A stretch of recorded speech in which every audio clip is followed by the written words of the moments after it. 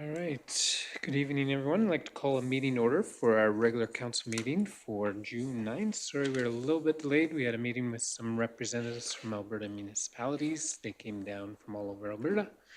So we gave them a little bit of our time before we got into our council meeting. So tonight we'll start with a moment of reflection before we get into the approval of the agendas. So we'll start with that moment of reflection now.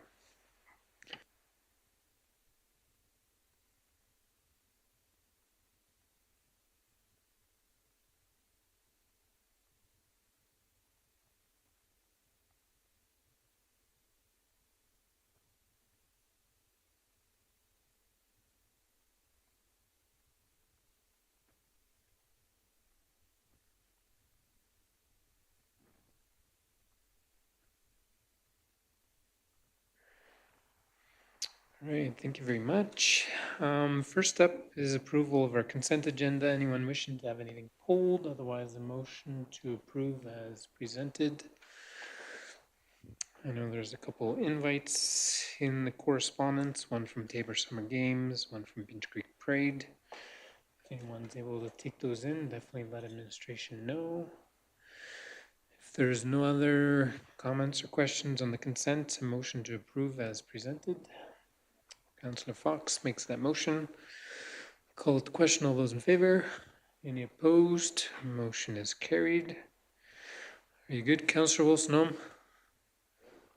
You getting her? Very good. All right. Approval of the regular council meeting. We do have one request for an additional item, which would be K3, which I believe is another in-camera item. So that'll be the third item for in-camera. So 2 land sales, 1 intergovernmental relations, FOIP 21 section. Any other additions, changes to the agenda? Otherwise, a motion to approve with 1 additional item.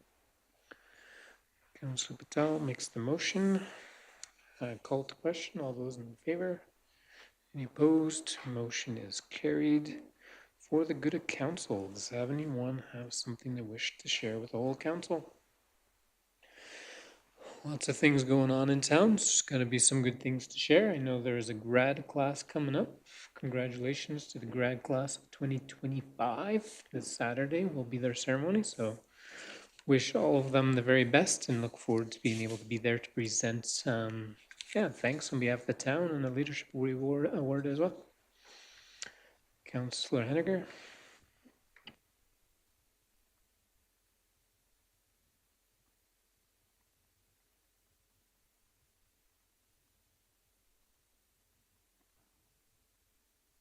Just don't want me to talk today. All right. I just wanted to say thank you to the Soccer Association. They're doing their wrap-up tournament this weekend on Saturday, and I know it's a struggle to get volunteers for those kind of groups, so thank you for all their efforts. And then as well as just the library's been putting on some really great events, and FCSS has released their programming, so you can sign up your kids for their programming online or in person at the FCSS office.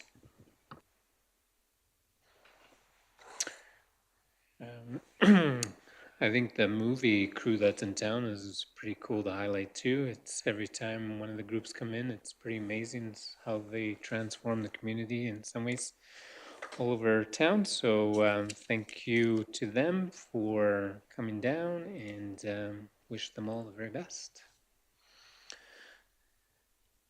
Councillor Monteith, you want to share about your pitch? I don't want to embarrass you, but I was just, trying to build you up so you look good. Councillor Monteith and myself were at the Lethbridge Bulls game on Friday night as we have a bit of a celebration of baseball in Fort Macleod. They gave a good highlights of the last 40 years that the Royals have been in Fort Macleod and minor league baseball and so on. So that was a good shout out for Fort Macleod. I think we were fairly well represented with a lot of the young athletes there as well for a nice game. So that was good. Good weather. And good times. Anything else anyone wish to highlight? Councillor Fox? Just a reminder that the rodeo is only 2 weeks away. So that'll be Tuesday, June 24th to Thursday, June 26th. CEO Burdette, did you want to introduce your new team member? Absolutely.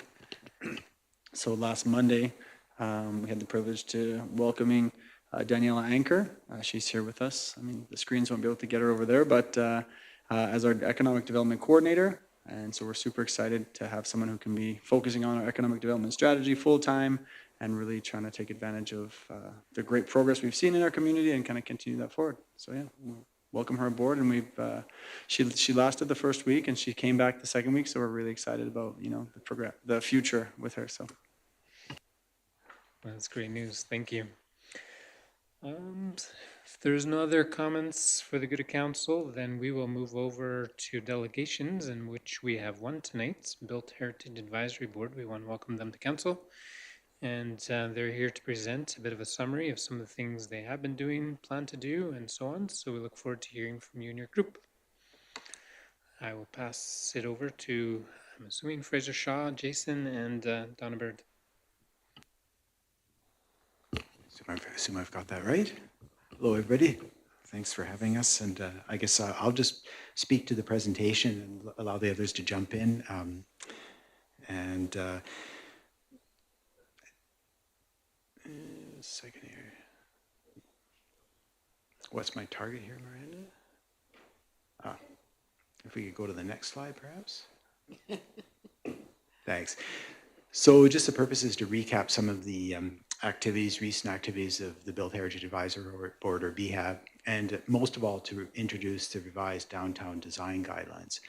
I guess one of the recent changes which council will be aware of was the revisions to the bylaw, which were welcome actually.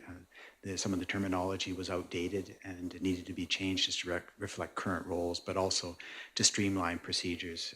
Probably the most notable one that comes to my mind was the challenge we had achieving quorum. And so that was redefined in a way that made it much easier to do business. So really great revisions with Aaron's help there. So three core roles which were defined in the original bylaw and have remained. The first would be as advisory board group to council on the protection and conservation of built heritage resources, undertaking community engagement to raise heritage awareness. And the third one is probably the most important, which is for tonight, which is to review and comment on development permits within the provincial historic area. Just for a quick local regional context, Aaron thought that this might be helpful to include, and just to recap in case some haven't seen a presentation we did a couple of years ago. Fort McLeod has really got an exceptional heritage, as you know, and I think is obvious from the fact that folks are filming downtown as we speak. Not only regional importance, I would say even national importance with the links to the Northwest Mounted Police. From archaeology to cultural landscapes like Head Smashing nearby, and buildings. And it's probably good time right now to acknowledge the Treaty 7 land we're on and the Métis Nation number 3, which really provided the bedrock in many respects for the heritage that we continue to manage in the provincial historic area today. These resources have, of course, intrinsic value as part of our shared history, but also cultural value in the sense that they are draws to people who are looking for a place to live. And it's like, wow, this is really amazing downtown and community. But also economic assets. And again, the film industry and tourism are great examples of that. I mean, many towns, I think I've said before, would probably kill to have the resource base that Fort McLeod has. So it's really wonderful to work with that. The provincial historic area itself, the downtown, and a lot of these resources are concentrated there, although by no means are they limited to that. There's some wonderful residences in the outlying areas. And in fact, we were out at the old air base, the industrial park today, and there's a lot of interesting heritage related to the Second World War there. But probably the greatest concentration would be the Provincial Historic Area, or PHA, which was designated in 1984 by Order in Council. And you're probably aware there are only 2 such areas in Alberta, the other being White Avenue. So it's really quite special. And that specialness, I guess, is captured on the Alberta Register of Historic Places online. And really 2 things. One is a service center for the first permanent Northwest Mounted Police base in what was then the Northwest Territories, and for the ranching area that developed around that. But the second one, I think, which really resonates for a lot of folks, is that it's just a really exceptional example of what we call Edwardian classical revival architecture. There really aren't too many places that have the integrity and character that exists here. And that's really a legacy of fire, which is true for a lot of communities, and some great local sources of sandstone and the people who knew how to work it. And the development history. Fort Macleod was actually fortunate, I guess, to have stagnated, if you will, through part of the mid-century, which saw a lot of other communities really ravaged by new development. And you managed to not only keep your original or your early historic resources, but actually add to them. And that, I would say, is one aspect, and we'll talk about this in the guidelines. The new version of the guidelines, I think, expand upon the narrative of Fort Macleod's history. If you look at the statement of significance now, it really focuses on the story of frontier boomtown, so wood false fronted buildings, to sandstone city. And that's true, but there's a lot of other really interesting stuff as well. It goes beyond the First World War. So in the next slide, you can see the mosaic of buildings that you have. And again, we're just talking about built heritage from some of the early wood false fronted boomtown buildings. And I think that's the last one on Main Street. The Stevens building is actually kind of a Victorian building, something you'd almost expect to see in Caslow in BC. So that's a really interesting and rarity in Alberta generally, I would say. And then a whole bunch of other buildings, the sort of the classic sandstones. The metal facade of the Greer block is really quite unique in Alberta. There's, I think, one in Lethbridge in much altered form, and that's the only other one I can think of in Alberta, actually. That was a catalog design, actually, that came out of St. Louis, Missouri, the Mesker brothers. Super unique. And then the picturesque style architecture, the AGT Exchange, and then the Java Shop, the old Greyhound Depot. And I talk about those, and I should mention too, maybe the post office. That mid-century architecture is well represented here, but is not particularly well captured in some of the earlier documentation. So I think the guidelines really, in their current form, do a lot to flesh that picture out. You guys have anything to add? No. Okay. So some buildings actually really capture some of these layers together. And the one I like to give, the example I like to give is the Reach Block or Stronghold Brewing Company. And you can see again that classic Edwardian classical revival facade, sandstone facade, and then it it undergoes a metamorphosis in the, probably I would say 50s actually, with a stucco upper facade, and probably from that photo, what we call a vitrolite or black glass facade. You probably remember seeing some of those, are super rare now. And then later the Angel Stone, and then finally in 2020, it was, as you probably remember, was I won't say restored, it was rehabilitated, but with a strong restoration focus. There are changes you can see with the extra entrance that needed to be made. But again, really going back and capturing that original character. But all those layers were embedded in that building. And in the next slide, why do we manage this stuff? Why do you need guidelines? Why do you need a downtown that is managed through the land use bylaw? Well, first of all, materials age. So at some point, the metal rusts, the wood cracks, it needs to be maintained. But probably more importantly, needs and uses and change, and even climate changes. And I'll give you an example. It sounds far-fetched, but recently we had to redo a cedar shingle roof on a building in Kananaskis, and it had to be a Class A fire-rated roof, which was, of course, something that they never considered when it was built. So lots of contextual change. But the other big one is the reason you manage things is to avoid unsympathetic alterations. Windows get replaced with new windows that may or may not fit so well, and that loses costs in terms of historic integrity. You lose character, you lose the appeal, and in some respects, the economic value. And I guess it's worth pointing out that there is actually an investment of about $4.9 million, and I guess those are probably in different years, dollars, over the years since 1984 in the downtown through various grant programs. But interestingly, that actually excludes owners matching cash and sweat equity, as well as other municipal infrastructure work. So it was a massive investment in the last generation in the downtown. And it shows. It's really quite amazing. Next slide, Miranda, if you could. So the framework, how are resources managed? How do you allow change that's sympathetic? First of all, you need to know what you have. And some of BHAB's previous work, which council will have seen through a series of open houses, was to identify the resources that actually exist in the community through surveys. And there was one done in 2003 that which covered everything. And in fact, identified the harness shop that's out of the barracks site. So some interesting nuggets that turned up there. And more recently, the inventory in 2019, I think 2021, a couple of phases. And those went through and identified a series of buildings and actually evaluated them.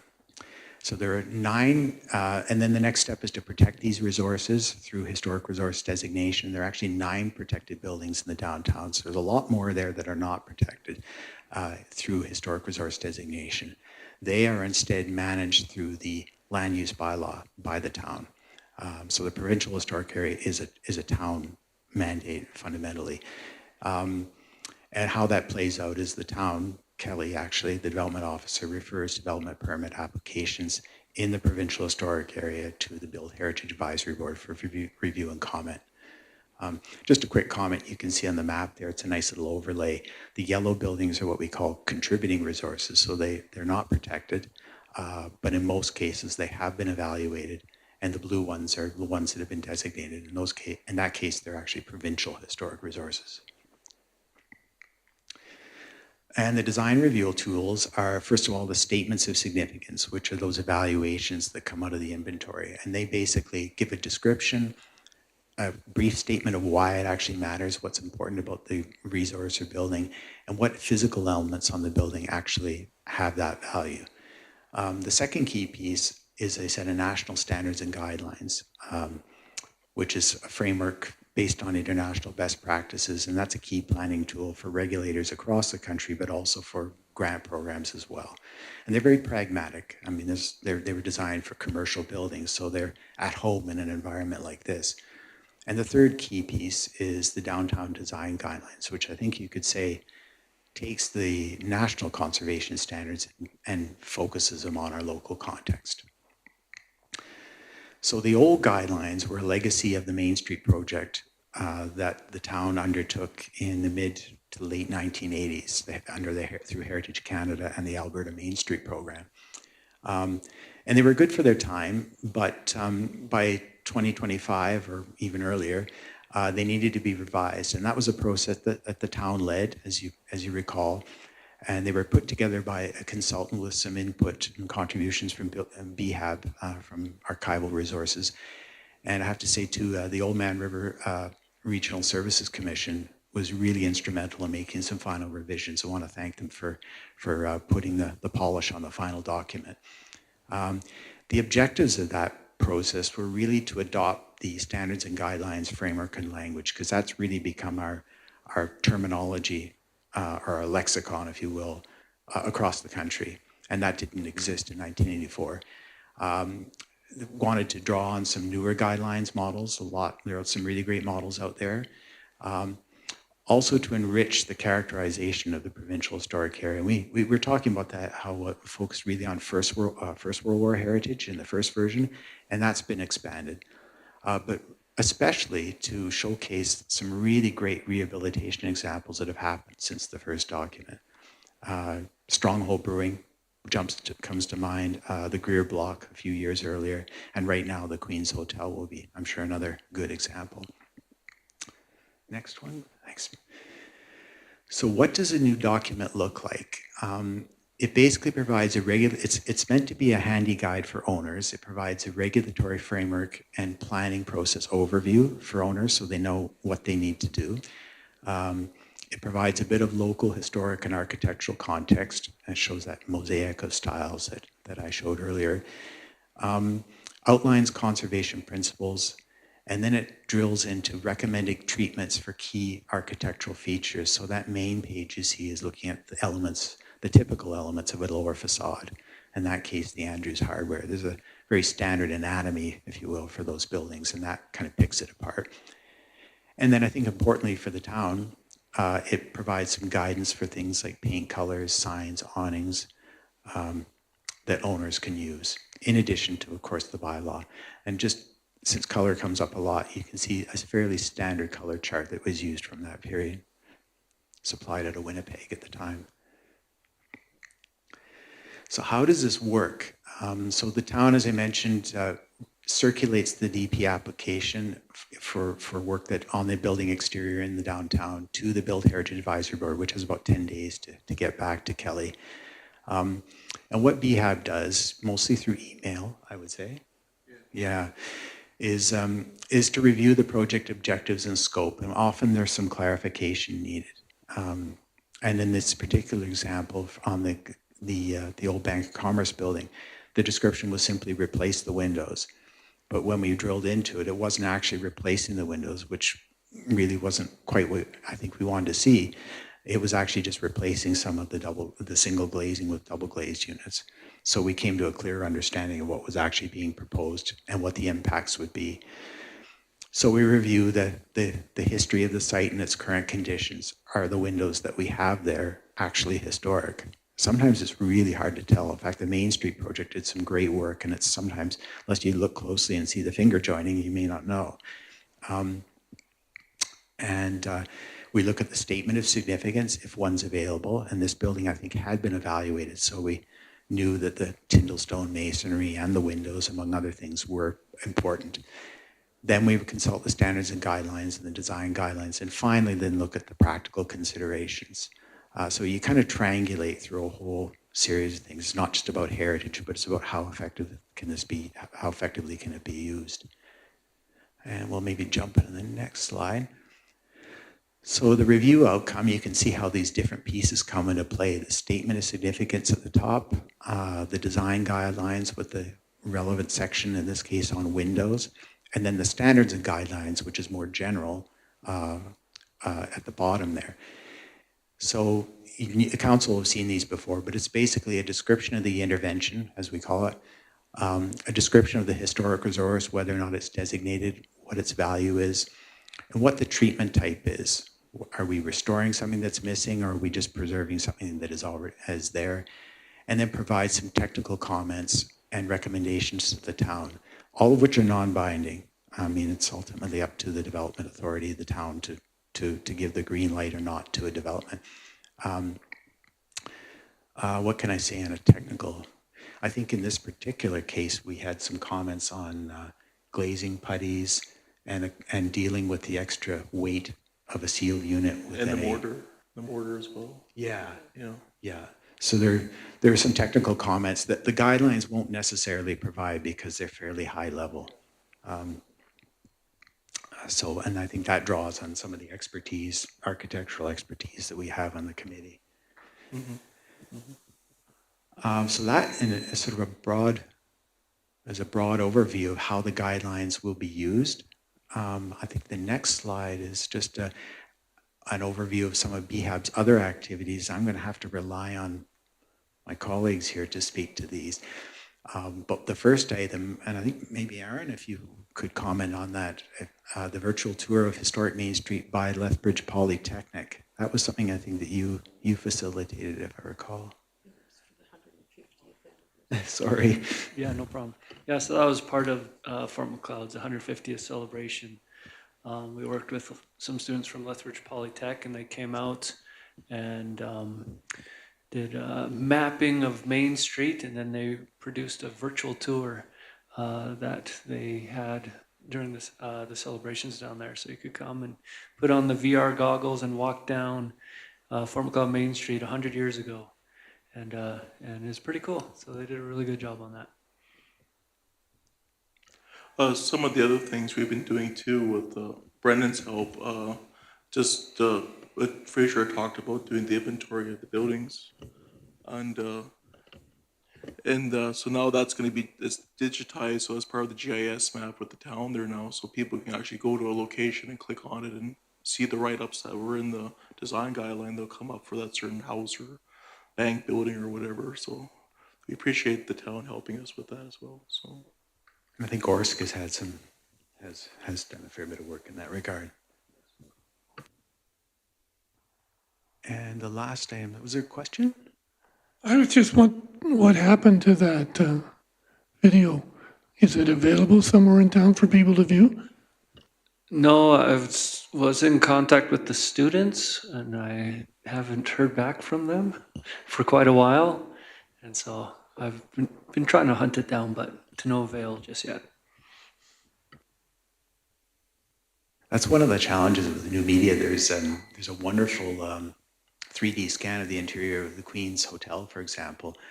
But as great as they are and interactive as they are, they can be sometimes hard to pass along because the last item, I think, was the Heritage Management Plan that the Build Heritage Advisory Board now has on its radar. And I think you could probably consider the design guidelines as a very purpose-specific piece of a heritage management plan. But that's a tool that other communities have used, notably the Crow's Nest Pass. And hopefully one day we're the town there, like maybe we look into municipal heritage planning, like Lethbridge, for example, people come to the city and talk to about, restoring a building or something that they own that's municipally designated, and they work with them and such. So maybe down the road, something the town could look into that as well. Some people may want to do the provincial route of designation, but maybe there's another way of helping preserve or giving incentives to people to help preserve their buildings. And one of our mandates is to highlight the heritage resources we have to the community in general. And we may be too late for it this year, but there is an organization, the National Trust, who annually has historic places of interest. And we just have to register for it. And then through the National Trust, we get a whole lot of marketing that we don't have to pay for. It's part of their mandate. So it would help bring more tourists in. People that are interested in the historic architecture and the different styles that we have here be a great draw. And I think that concludes the presentation. If there are any questions, we'd be happy to address them. I love those lights on Main Street. Those are cool. Yeah, no, thank you for the presentation. I found that very helpful. Did council have any comments, questions that they had? The one I did have is Fort Macleod Online Heritage Inventory. Is that on the ORSC website or the town's website? I think it's currently on the town's. It is accessible, though. I'm just not sure under which And domain that's the it is. Heritage Inventory Report? Or is there more than that? I think it's a work in progress where the inventory content is being mapped. It's being integrated with GIS, and then there is a web front end, which I think is I was able to pull it up. So, But it's either way, it's a work in progress. it is a work in progress. That's right. Yeah. Okay. And not all the data is in there yet. No. Okay, that's good. Any other comments, questions on the presentation? So I think you spoke about a few of the things that you still want to do, correct? Like,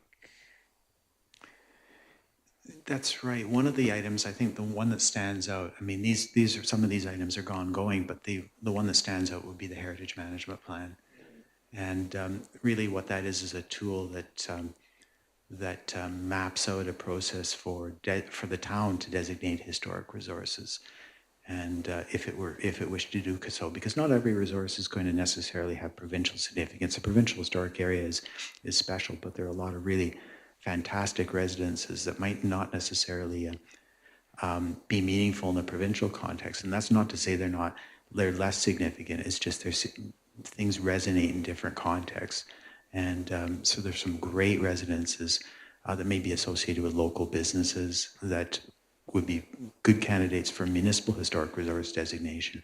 And the Heritage Management Plan would provide a roadmap for council to do that.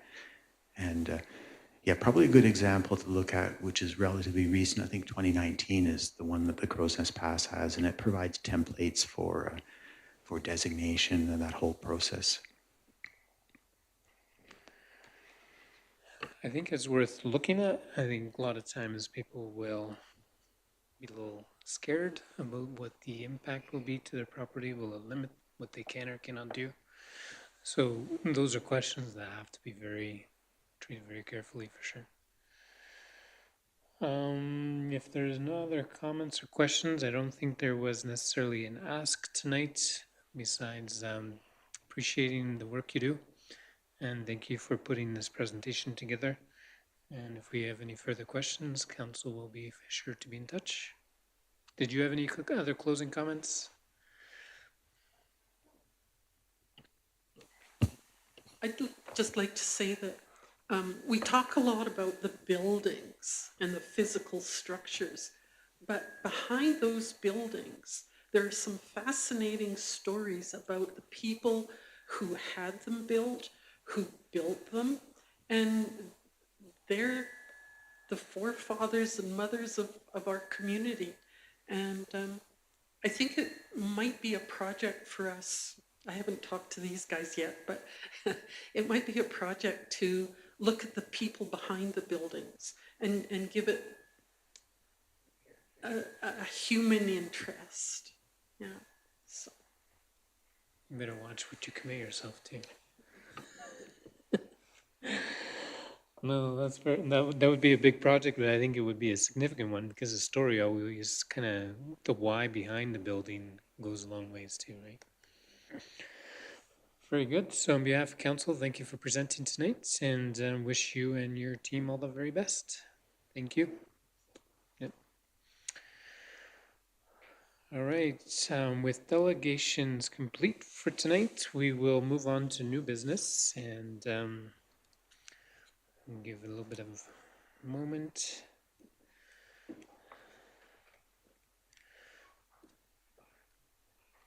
Yes, thank you for coming out. Thank you, Fraser. Thank you. All right, under new business, our first item is bylaw 2004, which is a land use bylaw amendment, and we'll ask our planner, Gavin Scott, to present this amendment to council.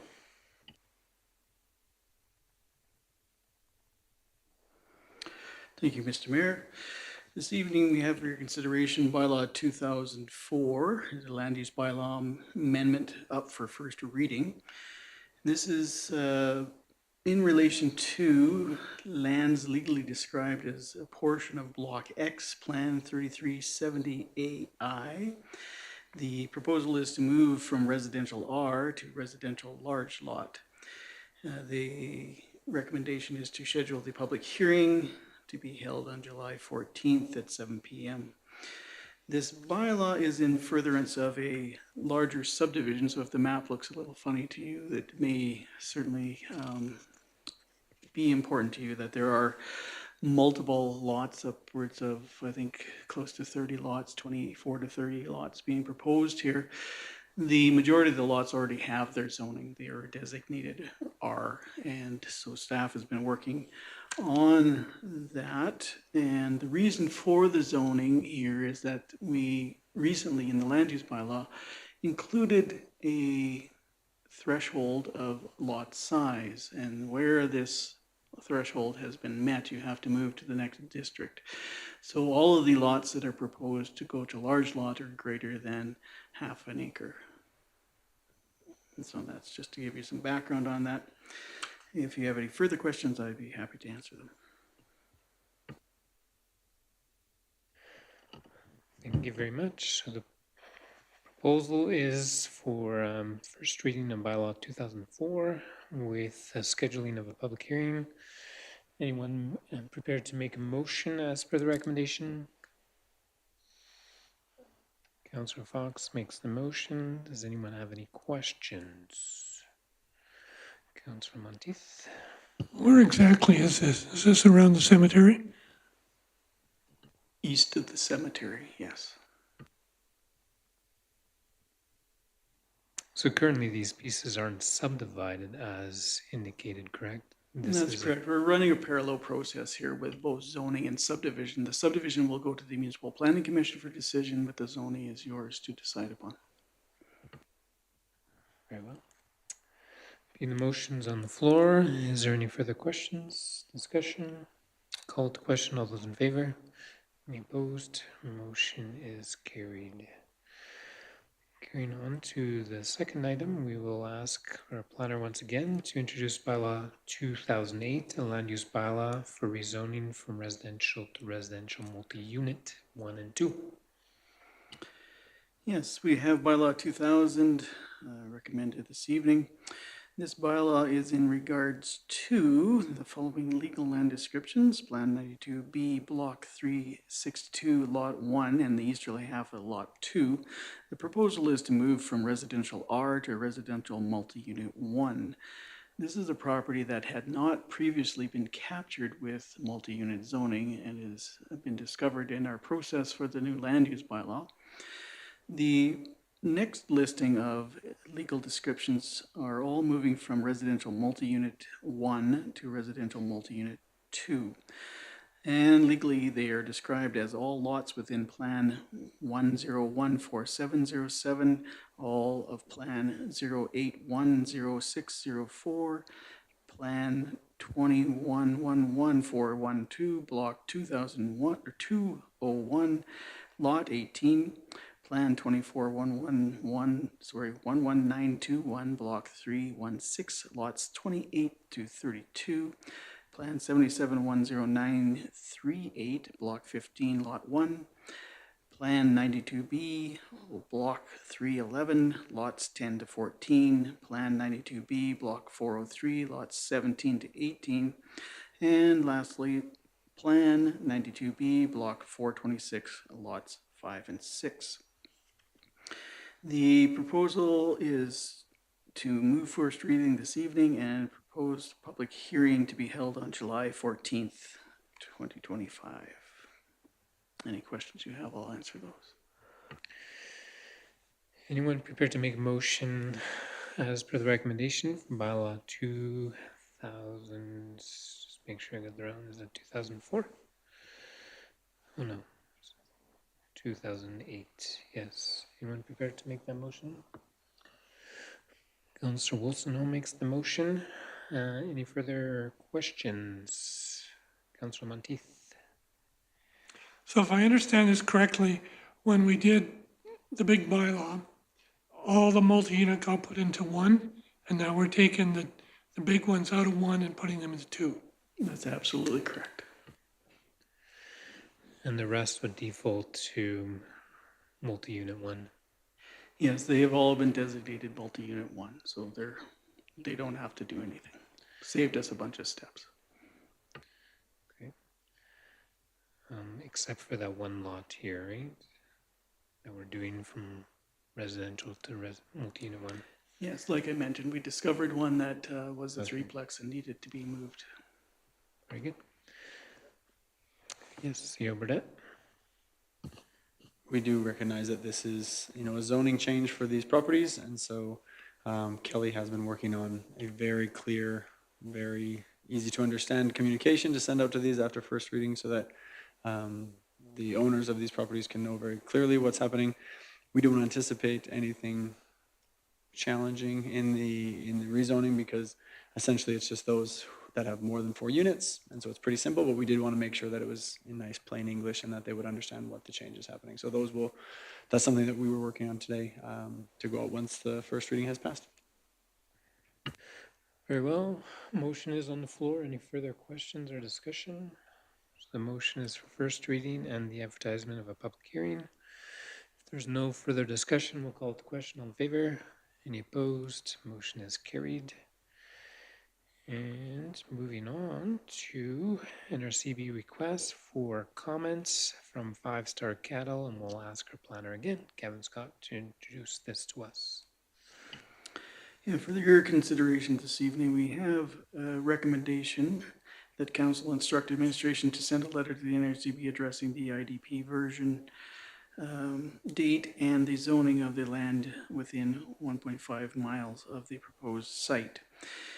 The NRCB is reviewing a submittal from the applicant, and this is in regards to proposed corrals and buildings that are being built currently on site. The applicant had priorly been approved for an increase of animal units. And this is not doing that. This is simply the buildings that have been built. I think in this case, the NRCP was not being contacted by the applicant. They're doing a little bit of catch up on all of the buildings that have gone on. So going through their process and notifying us that this process is continuing on from when it originally started with the animal units being approved. Okay. Does council have any concerns with the application proposed? If not, to accept as information and forward that the town has no additional comments, if that's council's position. Because I think it's obvious they've already built them, they're in place. It's pretty hard to take a strong position against, especially if the MD doesn't have a strong position against. So is anyone prepared to make a motion to accept the letter and forward to the MD that we have no further comment? Councillor Henniger makes that motion. Any further discussion? Councillor Monteith has a question. Why are we sending a letter if we don't have any objection?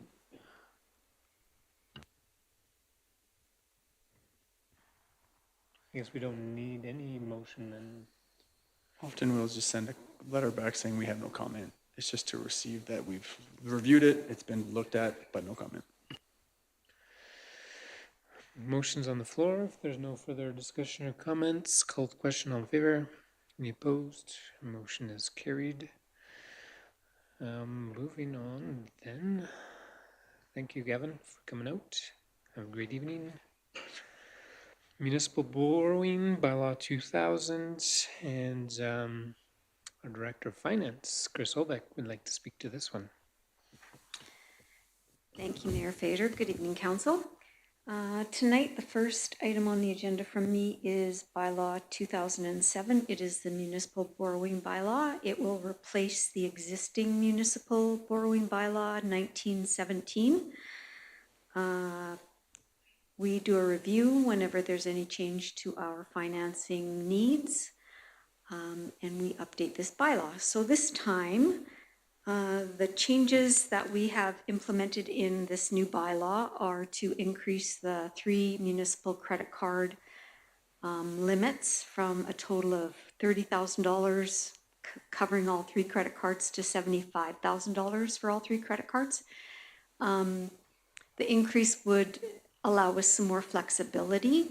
Sometimes we find that when there's a larger item that needs to be purchased, or you guys are at conference and we've charged up a lot of things on the credit card previous to when you're at conference, there's a little bit of scrambling to have the amount of credit we need to pay for the hotels and all the rest of the things.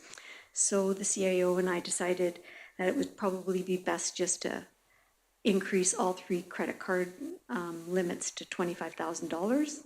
We probably won't need that much, but it gives us some flexibility within the credit card process.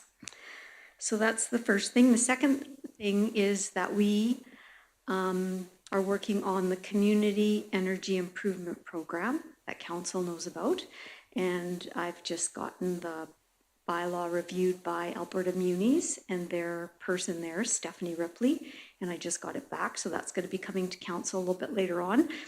But what we decided was, in order to finance that program, we were going to reallocate the $2 million line of credit away from our general operating bank account, and we would designate it to the CEIP, and it's a bank account over there. So it would be not part of our general banking anymore, and that would be how we would finance the projects within the CEIP that are going to be upcoming in the applications. So in order to do that, we need to change the municipal borrowing bylaw. So then that leaves our operating account with no line of credit. Well, I don't need a $2 million line of credit on our operating account. I'm very careful with cash flows and cash forecasting for the town. So I am requesting in this municipal borrowing bylaw that the line of credit for the general operating account be $100,000, which is quite a bit lower than $2 million. So those are the three updates to the new municipal borrowing bylaw. We would do first reading tonight. And there was a mistake because I was on holidays and I didn't get my paperwork to Miranda to get into the paper for advertising fast enough. So are going to be asking for first reading tonight and then to set the public hearing for Monday, July 14th. And that's all. I'll take questions. Thank you. Thank you very much. Anyone prepared to make a motion as per the recommendation for bylaw 2000? Councillor Monteith makes the motion. Does council have any questions regarding bylaw 2000? Councillor Monteith. What's the controls that we have on the credit cards before it's used, not after it's used? Is it similar to the paying the bills and then proving it afterwards? Is this sort of the process? It is. My credit card, the one that I control, is in the vault, and the departments each have their own, like the three outside departments have their own credit card, and FCSS has a credit card with very low limits. So if they're having to purchase something and the credit limit is over what their credit card is, they come get my credit card. And so the control is, I know kind of how much is sitting on the credit cards in general. They sign it back in, bring me the invoices, but it's not really pre-approved per se through a formal process before it gets charged, but I keep pretty good track of it. And the other two are held by the CAO and the Director of Community and Protective Services. So they're fairly cognizant of controlling their own credit cards. Mine is the kind of the one that moves around a little bit. So you haven't caught them? They've been flawless? Yes, flawless. Sometimes I don't get receipts back, but I've also been known to miss a receipt or two of mine. So, but I have no concerns about the credit card controls in the organization. Thank you very much. A motion is on the floor. Any other questions or discussion from administration or debate? Seeing none, I'll call the motion to question. All those in favor? Any opposed? Motion is carried. Moving on to second item, 2025 multi-unit residential tax incentive, and our Director of Finance would like to speak to this one as well. Thank you again, Mayor Fader. Good evening, Council. Our 2025 multi-unit residential tax incentive applications came in. I knew they were coming, and I mentioned that Council, and I budgeted for this amount in the 2025 operating budget. So we got the tax notices ready, and I pulled these four out, and I put an application with each of the tax notices, and I put a sticky note with a smiley on it saying, come on, get these into me. So I got them back, and I reviewed them, and they are all in order. So tonight we are asking Council to approve administration entering into 4 multi-unit residential tax incentive agreements for the 25, 26, 27, 28 cycle. It's a 4-year cycle, and it's for the 4 properties on 9th Street. And I will take questions. Thank you. Very well. Anyone prepared to make a motion as per the recommendation? Councillor Monteith makes the motion. Any further questions, discussion, debate? Councillor Poitras, seen it come. Yeah, who is a Coastal Oakmont Real Estate? Is my understanding that these properties were built by VB Block, and now is this a change of ownership of them? Okay. Is it in our tax incentive bylaw, are there any parameters around change of ownership? Does it just carry over? Tax incentive goes with the property. Goes with the property, okay. It doesn't restart? No, it does not restart. Thank goodness. Very well. Any other discussion, questions? Seeing none, we'll call it the question. All those in favor? Any opposed? Motion is carried. Moving on to our third finance item, municipal election. I guess it's not really finance. Director of Finance, Chris Holbeck. There, I'm going to take off my finance officer hat and I'm putting on my chief returning officer hat for this one. So as council knows, 2025 is our municipal election year throughout the province of Alberta. There's just some housekeeping things that need to be taken care of by council prior to us getting ready for the municipal election. So I thought I'd get it on the agenda before the deadline. It is to set the place and time for the general election at the Community Hall, Monday, October 20th, from 10 a.m. to 8 p.m. Myself would be returning officer. Lisa Gillingham would be our substitute returning officer. We would like to offer institutional voting where we go to the lodge on Wednesday, October 15th from 9 a.m. to 11 a.m. and some advanced voting because that's always quite popular. So 9 a.m. to 11 a.m. here at the gym, and it would go from noon till 8 p.m. on Thursday, October 16th. So those are the housekeeping items that we would like passed by council tonight. Thank you. Very well. Anyone prepared to make a motion as per the recommendation? Councillor Fox. Any further questions on what's been presented? I think that's been all that we've done in the past, right? For advanced and institutional. I think maybe, I don't know if it was in one of the two kind of mid-elections, but we used to have a couple of advanced voting opportunities, like an afternoon and a night, and then people just didn't like it. So we just have one day and it's long, so they can come from noon till 8 p.m. So hopefully that gives everybody enough opportunity. Okay, very well. Motion's on the floor. Any further discussion or questions? Seeing none, call to question. All in favor? Any opposed? Motion is carried. Moving on to 2025 year-to-date operational report and our Director of Finance, Chris Holbeck. Thank you, Mayor Fader. I have been remiss. I've been busy. Oh, I have lots of excuses, but I haven't gotten my financial report to you guys in quite a while, and it's June, for crying out loud. So I got it on the agenda, but I didn't put any comments in. It's just a little bit too early for any variances to jump out at me or me to be concerned about anything. But I did want you to know that I do the accounting every day and I reconcile the bank and we look after the books. So I didn't want you to worry. Nothing in here has concerned anyone on the management team, myself or the CAO. But I will do reporting again in September after summer, and there will be notes and copious amounts of investigation and lots to talk about then. Very good.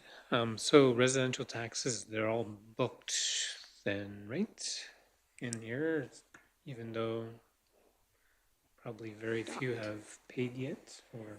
Yeah, they there's a big receivable on the books. Okay. So all the taxes are booked, and there's a slight, if you go to the front page, Miranda, sorry, the very first top. page, there's a variance between taxes and what we budgeted for and what we got, but the assessors are already making 3051 changes for like things that they found that maybe they missed.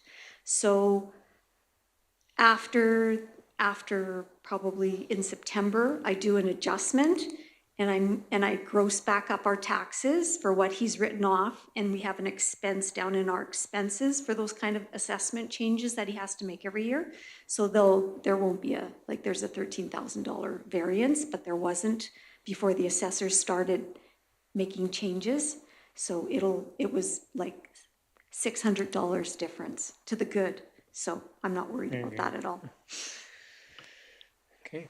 Anyone have any questions or comments on the year-to-date financials? Councillor Monteith. I have two questions. Just wondering on the cutoff on garbage, water, sewer, whatever, are we talking 5 full months, or what you bill on June the 10th, is that in here? And then my second one is on the library, you've got cap expenses for 119,000 that wasn't budgeted for. Just wondering what that is.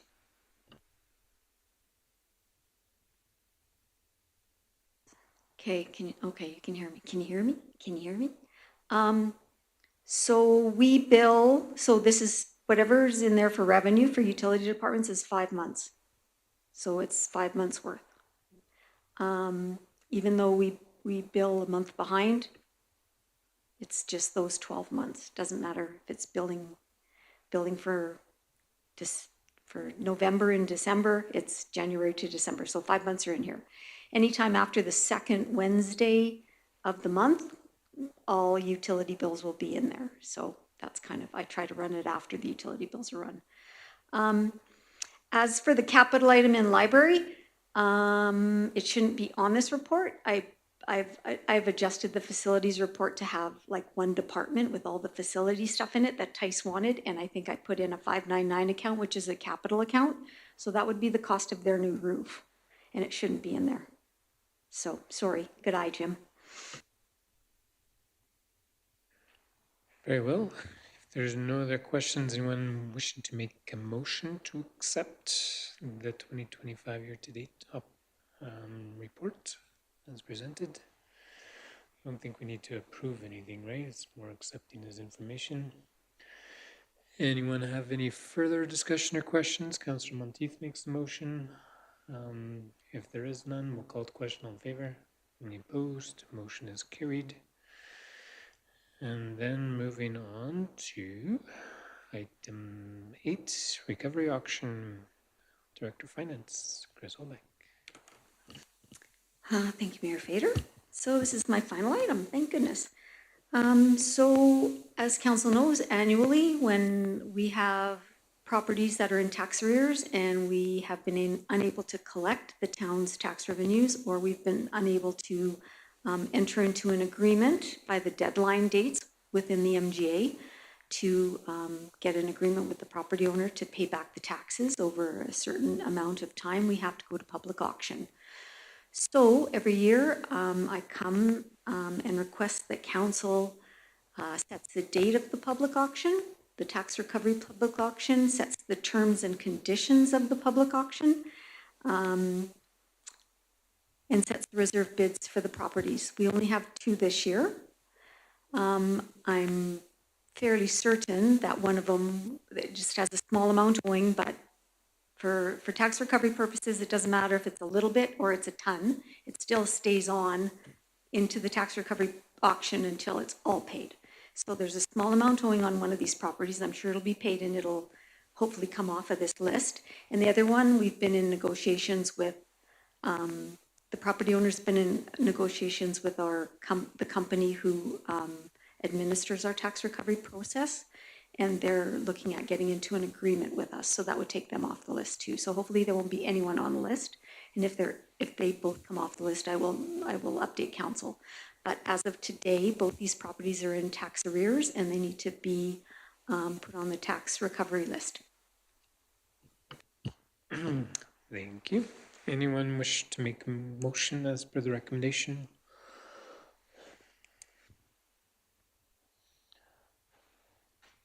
Councillor Patel makes the motion as per the recommendation to add these 2 items to the tax recovery auction list. Is there any other questions for administration? Councillor Monteith. You're always very specific about when you put these on reserve. So let's, for example, say someone's eligible to be put on it but isn't. Are they still eligible to be put on it next year? Sorry, too much coffee. So there's a very long time frame for these things. So we have a list that's tacked on the cork board in the front office, and it's tax recovery properties. So if you're in arrears for 2 years, you get put on that list and we file it with the provincial government land titles. And so the process starts with the 2-year ones, and they send out letters and the province sends out letters and says, you haven't paid your taxes, we're putting a lien on your property that you owe the town of Fort Macleod taxes. So that's the first year, that's the initial, you're on the list, you better pay the town their taxes. So if they do nothing and they go into the third year, then the public auction process begins. So if you are 1 year in arrear on your taxes, we don't care.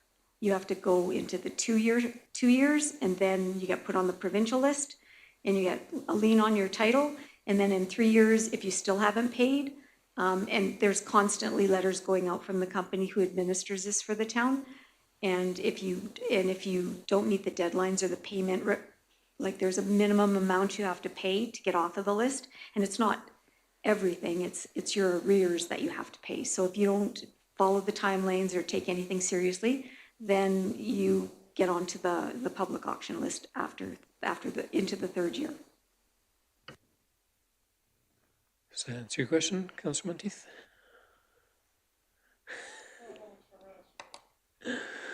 All right. Look forward to some harassment from Councillor Monteith. Any further discussion or questions?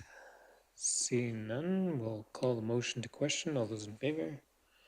Any opposed? Motion is carried.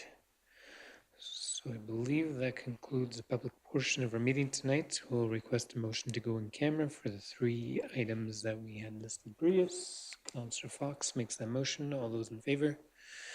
Any opposed? Motion is carried. Thank you very much.